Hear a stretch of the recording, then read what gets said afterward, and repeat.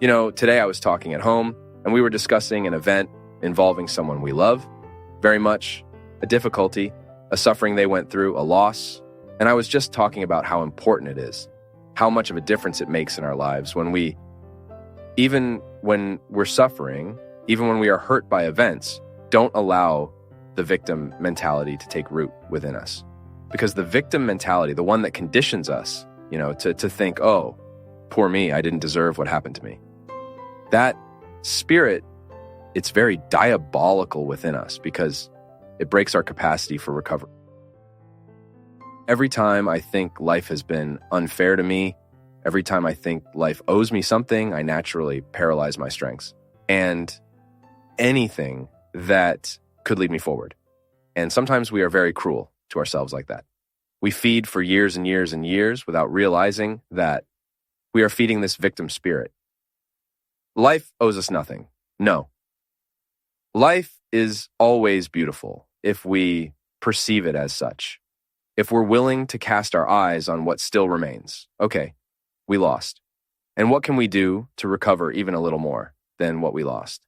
Sometimes in some situations that we think were a loss, it was actually a blessing. Because before I used to get really annoyed, by anything. Sometimes I'd get annoyed about a flight that went wrong.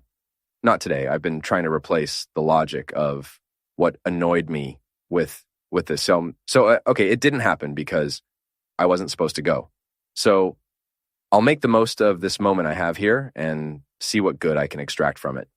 And when we start to abandon this spirit that's sometimes diabolical, then why is it diabolical? Because it disrupts the harmony within us. So many times I have diabolical feelings. If I look at my life and see myself as a poor victim, poor me, this self-pity, that's diabolical. It's a diabolical feeling. What I need to do is roll up my sleeves and get to work on what I can still do, and even recognize the part I play in what doesn't go right. Because sometimes it's a sequence of mistakes. It went wrong here, it went wrong there, and I don't have the courage to start looking at how I've been doing. Sometimes it's a disharmony that precedes all other mistakes. A disharmony that I'm often used to and no longer perceive its effects on me. So, a good way for us to heal our behavior, what is often determinant in us, our way of being. I need to heal my way of being. It's me realizing the beauty of life. Yes, life is beautiful. Rid myself of victimhood and go fight. Go seek my share. There's so much to live, my friends. Visit a hospital and you'll see. When a person faces the limit, illness is like that, right? It strips us of all the excesses. We become very real. Find someone who is living the destitution that illness shows, and you'll see a real human being. Because sometimes when we're very healthy, very full of opportunities, we hide, we pretend. But illness doesn't. It takes everything from us. It takes everything that could seem like a hiding place for us, everything that could function as a hiding place. In fact, I keep identifying how, when a person experiences maturation, how they discard these hiding places throughout life. And it's so good to live with these people who no longer need hiding places. Maturity does that to us. We discard the hiding places that were once so fundamental for us to be who we wanted to be. And then the passage of time makes it so that those who are truly interested in us stay by our side, not just in our shells. Because success is a shell. Sometimes people approach you because they know you're someone who succeeded in your field. So it's good to be seen with you. It's good to take a photo with you. It's good to show others that they're close to you, that they're your friend. But in reality, they're not interested in who you are. They're interested in the shell you have, which helps them have another shell, which might be interesting.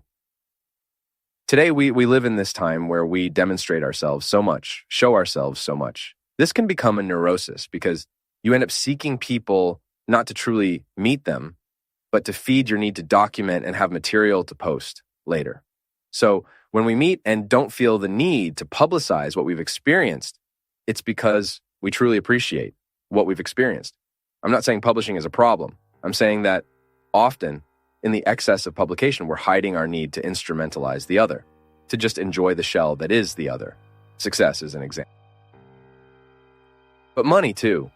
How many people approach others because of what they can materially offer them?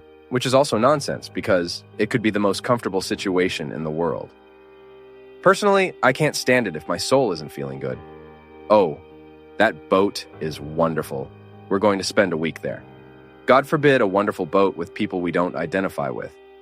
What might seem like paradise to me is hell. Oh, but we're going on a beautiful trip. All expenses paid. And what do I pay to be there emotionally? And there are people who subject themselves to this. They spent the weekend just read here to show off, just to maintain their own shell and that of others. And then the emptiness of the heart naturally happens. We become hollow inside because life is so outward, and so little inward, that we end up losing our own inner joy. So overcoming all this so that life is worth it requires daily reflection, requires a daily exercise of identifying where are we really exercising ourselves.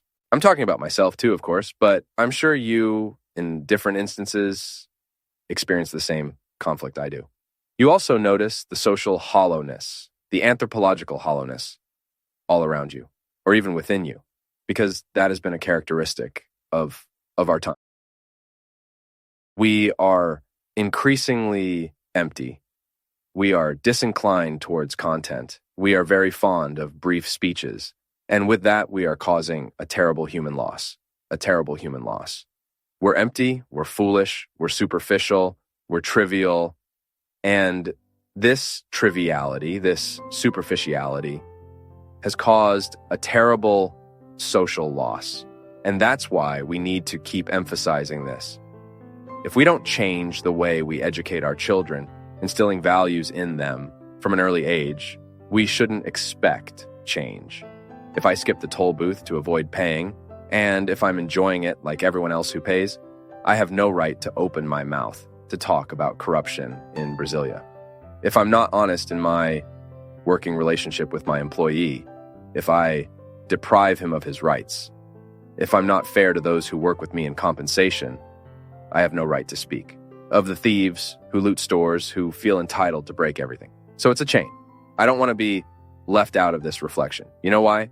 Because the hollow world is also in me. God forbid I keep making moralistic speeches, putting myself outside of history. No. I also have to manage the dangers of frivolity daily. Or do you think I'm immune? I'm not. I reflect all the time on how I choose to be who I am, to be who I can be. And if we don't rid ourselves of the complacency that makes us crazy, foolish, superficial, and unable to transform realities, we lose the joy of life. Because what's good, what makes us feel alive, is precisely when we realize that we contribute to a process. And over time, we start giving up wanting to change the world, When we're younger, we have all those dreams. That thing, I'm going to be a revolutionary. Until the day you discover that you can't change much. Okay, but then where can I?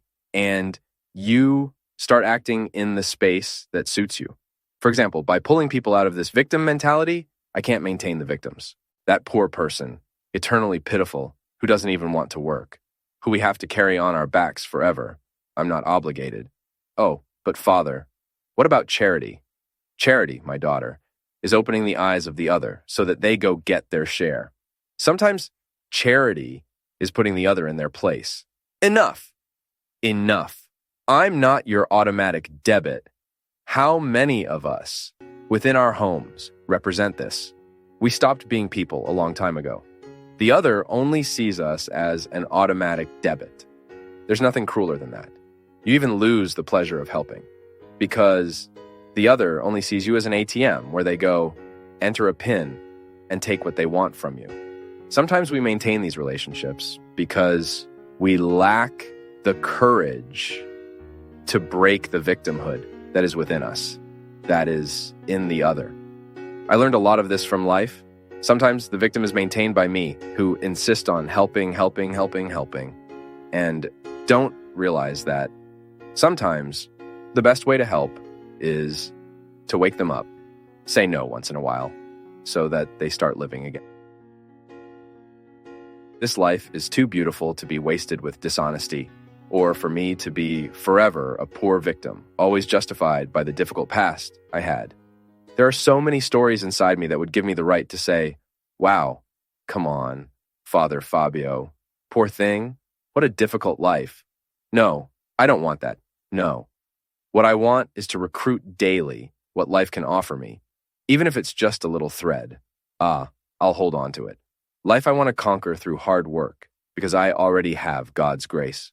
Oh, but if I don't do the hard work, grace doesn't act. Grace doesn't even produce effects on me if I don't put in the hard work.